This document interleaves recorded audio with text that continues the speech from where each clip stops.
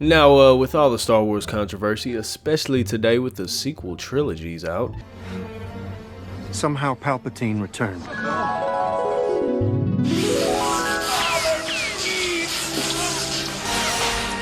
yeah, those things are pretty bad. One thing that's always been consistent, at least with Star Wars, is the video games. Now, I'm not saying that there aren't, some trash Star Wars video games. There's some trash out here. Same with everything in life. What? But from Star Wars solo campaign games to their online server games. Oh yeah, and you definitely can't forget about the Legos, buddy. Who doesn't like a good Lego game?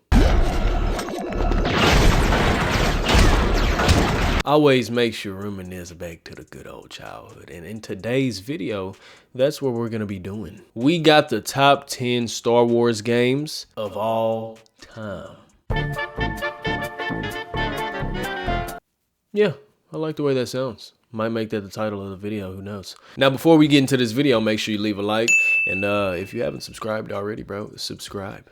Now, before this video starts too, keep in mind, this is my personal top 10 Star Wars video games. Each one of these I have played, if not recently, when I was growing up in my childhood. And I have a lot of different Star Wars games tied to my childhood, man. So we're really reminiscing today. So if I shed some tears, man, don't mind. Now at number 10, we got Battlefront 1. Released in 2004, my first version I ever got was on PlayStation 2, and these were some of the best times. This is when like the PlayStation 2 could not overheat, and you could literally leave the game running for weeks and months, which is what I did with this game. Shout out to my childhood friend Nicholas. Hopefully you're doing good out there, but I remember that copy you let me borrow, and I ended up scratching the fuck up. I ain't gonna lie to you, I'm sorry.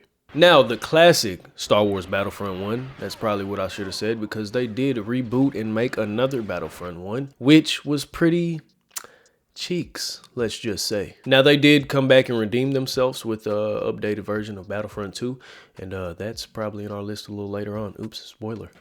But Star Wars Battlefront 1, man, wasn't nothing like it. To the different map selections, to the different character selections, it's the best of all Star Wars worlds, man. You got your space fights, you got your classic shooters, droids, clones, and everybody's favorite. Remember, so if anybody from Star Wars is watching this, everybody's favorite, the sabers. We like lightsabers, bro. You know what I mean? Stop with all the damn Mandos and the damn Boba Fett shows, dude. We want some saber. We're not here for that. All right, I'm gonna try and keep my emotions to the side. Now, moving on at number 9, and this could have probably been higher on my list. I'm not gonna lie to you. Star Wars Episode 3, Revenge of the Sith. Now, this game that I owned was also on PlayStation 2. It released in 2005. And for some reason, when they used to do these type of Star Wars games, like the ones that basically follow the whole movie, Revenge of the Sith, Episode 3, the Star Wars game, basically just copied and pasted the whole movie. They did switch up a couple parts because the game came out before the movie. So like, how were people not getting spoilers, man? That shit would not survive today. Twitter and Instagram and all that, boy, that social media not letting you slide with nothing like that now. But this game I did recently just play like a couple months ago, man, and it is still ahead of its time. The movement and everything is good except the graphics. Okay, we know, I mean, come on now. It's only so much you could do. PlayStation 2. But like I said, it was ahead of its time. Just the game mechanics and being able to use Anakin Skywalker and Obi-Wan Kenobi. Not to mention, if you plug in another PlayStation 2 controller, you could play a 2-player co-op campaign mode. That went crazy. And all I'm gonna say is, Count Dooku in this game is on crack. Okay, he's juiced. He's on something. All them 360 twirlies he was doing, he did about 50 backflips in the air, one jump. Okay. Now, for any Star Wars fans out there, this game pretty much just covered the whole story. Now, you did get a little bit more detail in some parts, such as Anakin going to the Jedi Temple and you getting to play as Anakin Skywalker slaughtering the Jedi, bro. That shit was fun.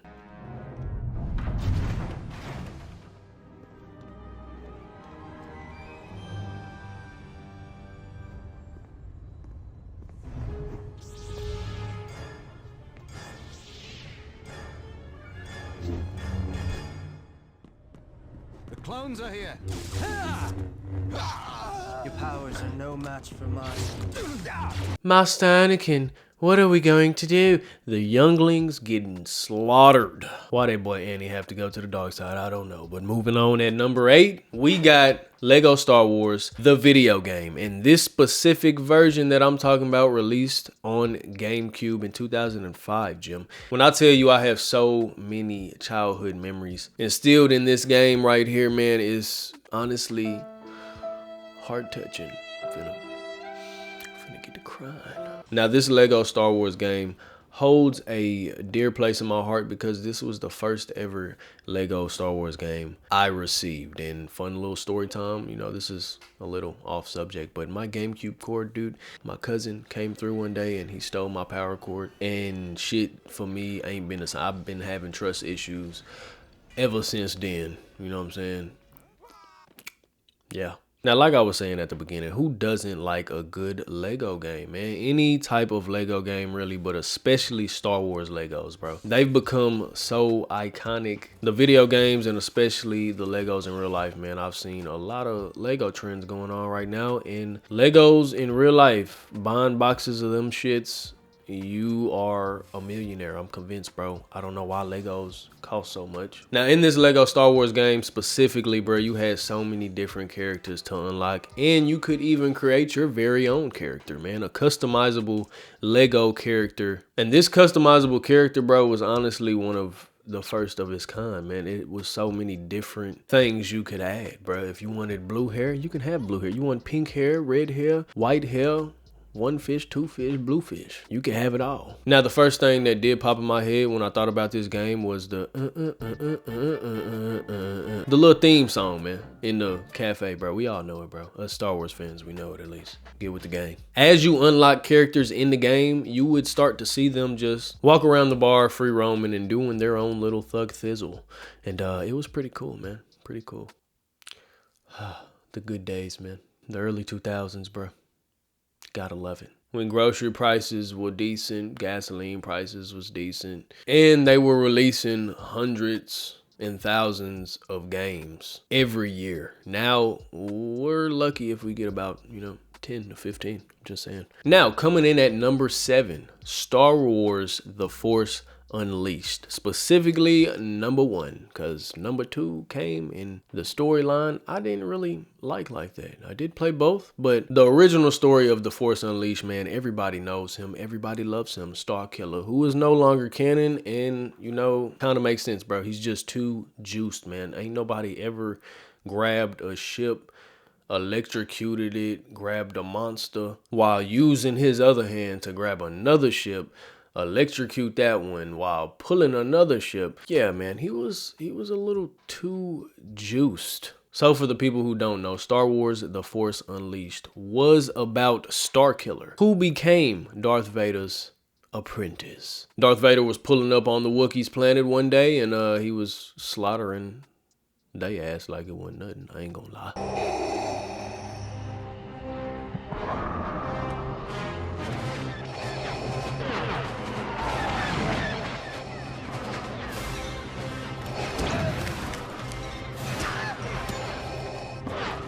Lord Vader, we were ambushed upon arrival, but I have the situation well in... I have no interest in your failures, Commander. I am here on a mission of my own. And he just so happened to be tracking down a Jedi. And when he came across this Jedi, he found that the Jedi had a Padawan who was real strong with the Force. So, moral of the story is he abducted him, turned him to the dark side, and he became mentally fried until he found his love. His love got slaughtered, so yeah, there's that. Overall, the gameplay was so juiced because who doesn't want to walk around electrocuting somebody while force choking somebody while throwing your saber? Not to mention the combat in the actual game. Movements were pretty good. All of the fight cuts and animations, they do get a little repetitive at times, but still very good. Now, this game I did play on Xbox 360, and it came out in 2008, and it still kind of looks decent till this date. It's not that bad. It's definitely not PlayStation 2 quality. The 360 has to be one of Xbox's greatest inventions ever, okay? Now, moving on at number 6, we got Star Wars Knights of the Old Republic. Yes, the shit that we were promised would get rebooted and, you know, later got canceled. You know, typical Star Wars, and I can't even blame them on that one, though. I think that was EA or whoever was supposed to produce the updated one. Anyway, Star Wars Knights of the Old Republic was one of the games that was way ahead of its time, coming out in 2003, the same year Goat James was drafted. Damn. I remember going to GameStop, and keep in mind, all these games, when they came out, I was not, like, 2003, bro, I was 3 years old. I wouldn't just walk into the GameStop to get the shit, so this came further down the line for me. But still, being a child playing that game, man, this was one of those games that you can still play to this day and enjoy. The only thing holding it back is the graphics, bro, but the customizable shit that you would get in this game, ladies and gentlemen. You could pick what race you would want to be. If you want to be an alien creature, a humanoid, or whatever, a tentacle like Ahsoka, got the little tentacles coming down and shit. And then on top of that, you could choose whether you would want to fight with a saber or you want to be a shooter. Best of both worlds. And then to add the icing on top of the cake, you could choose the dark side or the light side. I'm gonna keep it 100. Every time I played, I was leaning more towards the dark because I was slaughter ganging, you know what I'm saying? I don't do all that, oh, not the Jedi way, give him another chance. We gonna poke his ass with the saber and think about the consequences and, you know what I'm saying, mourn for him a little bit later. That's why them Jedi got hit with that Order 66. The time has come. Execute Order 66.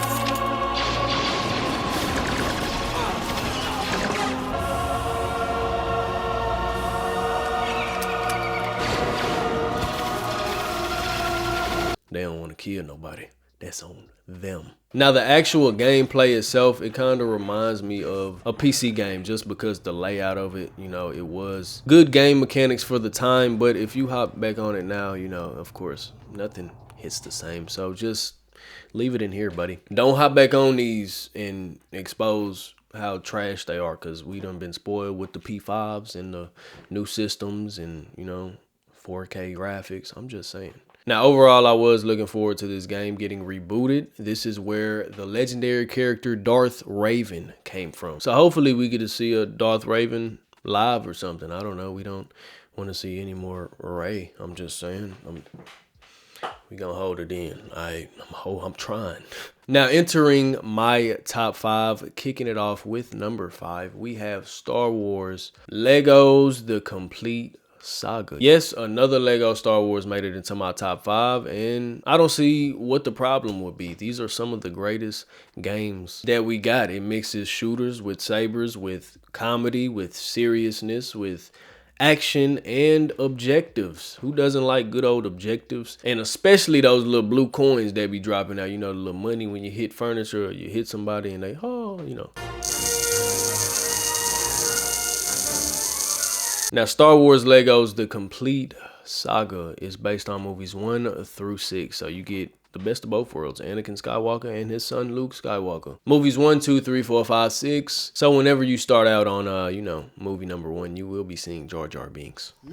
Gotta love that guy. Releasing in 2007, this was one of the first complete sagas that they actually did at the time. Now we do have, you know, the Skywalker Saga, which is movies 1 through 9. And I must admit, that Lego game is actually crazy complicated. It's not really complicated, it's just a lot. I think there's up to 300 unlockable characters that you can play as all across movies 1 through 9, that complete Skywalker Saga of the Lego games. But the Complete Saga was one of the first Lego games that I ever played on Xbox 360. Now, I will admit, the Skywalker Saga probably would have made it over that one, but I haven't played that one enough. And, you know, movies 1 through 6 is good enough for me, because the sequel.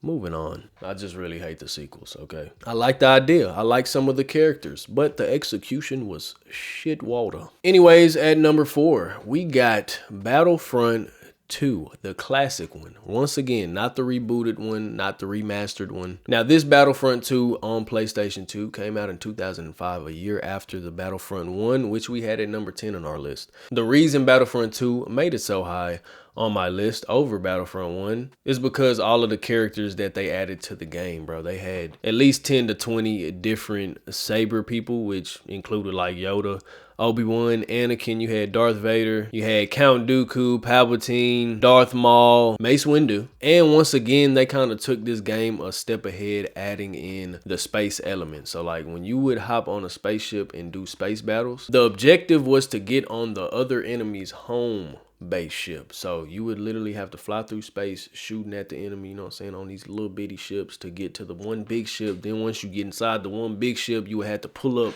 with at least 3-4 homies to infiltrate and have each other back. Then you would make your way to their flag and try and, you know, just capture their ship for the most part. Now, I don't know about y'all, but for me, I do forget like the PlayStation 2 actually had online gameplay. Battlefront 2 was an online game. You had 64 player lobbies, 32 versus 32, dark side versus the light side of the Force. So, you know, clones versus droids, or rebels versus stormtroopers, Lord Vader versus Obi-Wan Kenobi. Godly, I missed that game. Once again, Battlefront 2, the classic version, and Battlefront 1, the classic version, will be coming out March 14th, bro, and I'm super hyped for it.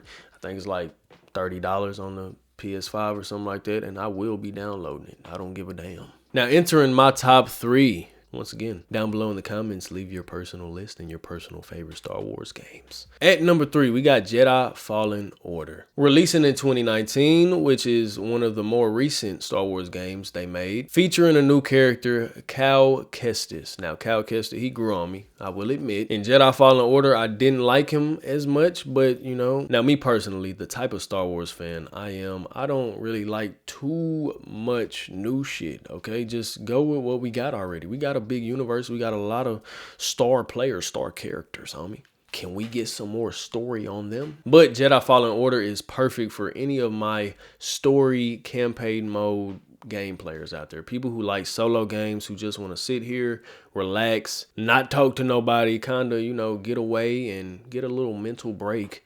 Play you some Jedi Fallen Order and slice some stormtroopers in half. Oh my gosh. Block that. Get freaky. Oh my gosh. The movement, dude. It's going crazy. Squirting and farting. Squirting and farting. Hold on. But yeah, really to sum up Jedi Fallen Order, man, Cal Kestis, he goes on like this whole little journey. He's constantly being hunted by the Inquisitors. Now, these Inquisitors were constantly on Cal's ass. And, you know, Cal's name throughout the galaxy kind of got bigger. And, you know, spoiler alert, in 3, 2, 1. He ends up running into Lord Vader at the end of that game, and yeah, bro, it goes crazy. And you just see the power difference between Cal in that game and in the newer game, which we're gonna get into, because I do have that on my list. Of course I got that on my list. If you didn't think I did, man, have some faith in me, bro. But yeah, overall, Jedi Fallen Order was one of the most successful Star Wars games. And, you know, from my personal opinion on it, I really enjoyed playing it, bro. And I really enjoyed the story. It's kind of like a movie. Now, moving into number 2, this is a game that a lot of people have different opinions on.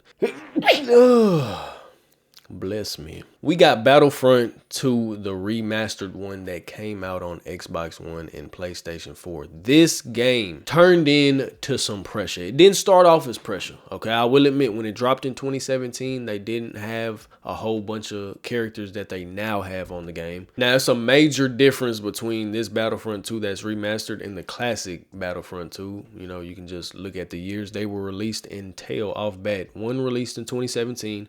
The other released in 2005. Okay, buddy. So 12 years later, man, the alien technology has upped here on planet Earth. So yeah, bro. From the graphics to the gameplay itself, man, this introduced a new mode called Heroes vs. Villains. And in this mode, it is what it kind of sounds like. You had the light side, which were the heroes, versus the dark side, which were the villains. So you could have Luke, Anakin, Obi-Wan, and Master Yoda if you wanted, because it was only a 4v4. And I'm going to let you know off bat, in 2020 when COVID peaked off. For me, my personal experience on Battlefront, that's when I first ever played Battlefront. So I didn't go through none of the early years with it being trash, which is a lot of people's opinion on it those first few years. So by the time I started playing, that shit was fire. And one thing I can appreciate about the remastered version of Battlefront 2 is they always updated gameplays, game modes, and game characters. Some of my favorite game modes on Battlefront 2, of course, Heroes vs. Villains, but the other one was Ewok Hunt, and Ewok Hunt came around in like 2021-ish, I want to say. And it was just a big lobby of stormtroopers. It would be like one Ewok that starts out, and you got to hunt down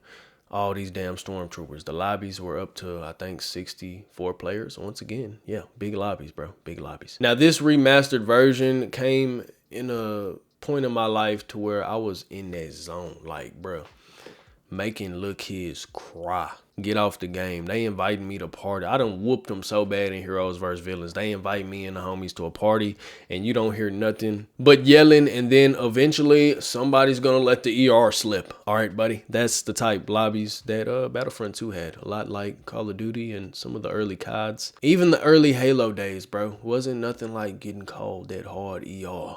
It made you really lock in. Now at my #1 spot, drum roll please. This is a no-brainer. Star Wars Jedi Survivor. Released in 2023, man, and the video game that takes place right after Jedi Fallen Order. It follows Cal Kestis as he continues his way across the galaxy, spreading hope and you know, causing a whole bunch of trouble for the Galactic Empire. All right, the Inquisitors was on his ass.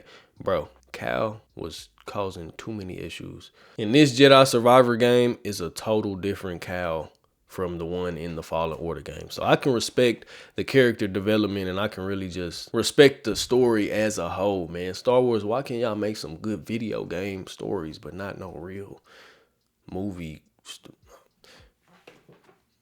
I'm gonna shut up. Like I said, we'll probably do a little rant in the next video if you guys leave this one a like. Now, Jedi Survivor was the most recent Star Wars game that I played. It just released last year, man, and I still haven't beat it. Once my heart got broke, you know, spoiler alert, 3, 2, 1, when, damn, what's bro name? What bro name it, man? I'm gonna put bro name up. Him, bro. Whenever he came out and he was like, yeah, bro, Kyle, dude, I was on a mission this whole time. I just backstabbed you, bro. I got a daughter, dude. And I got the Force. Deuces. Bro, that shit kind of made me like, damn. And then when Master Seer died, bro, I was just like, fam, she got slaughtered. Darth Vader came through and slaughtered her. Now, the one thing I did forget to mention with Fallen Order was that you could travel from planet to planet, and it was kind of like an open world concept. Jedi Survivor is the same, but it's a little more big. No, it's not a little, it's way bigger. Okay, the map sizes and the planet sizes and the different planets that you get to go to on Jedi Survivor, bro, honestly, just a 10 out of 10 game, bro. Once again, my solo gamers out there, dude, you might really enjoy playing that, bro. Any type of good storyline game always intrigues me, man, and this Jedi Survivor definitely did not disappoint. All the hype that it built up and all the hype that it had, it lived up to it, man. And I'm looking forward to them dropping the third and final game, you know, TBA on the dates and stuff. So I guess we'll just wait for that. Now look, gang, if you like this video, make sure you leave a like, bro. Come on now, duh. I appreciate each and every one of y'all that tuned into this video and showed your boy some love. Don't forget to hit that subscribe button, and don't forget to comment down below your personal favorite Star Wars games. Me, I think my top 10 pretty solid. Good times, man. Good times. It's your boy Deezy, signing out of DeezysGameStation. Much love to the whole gang, and let's keep running this thing up.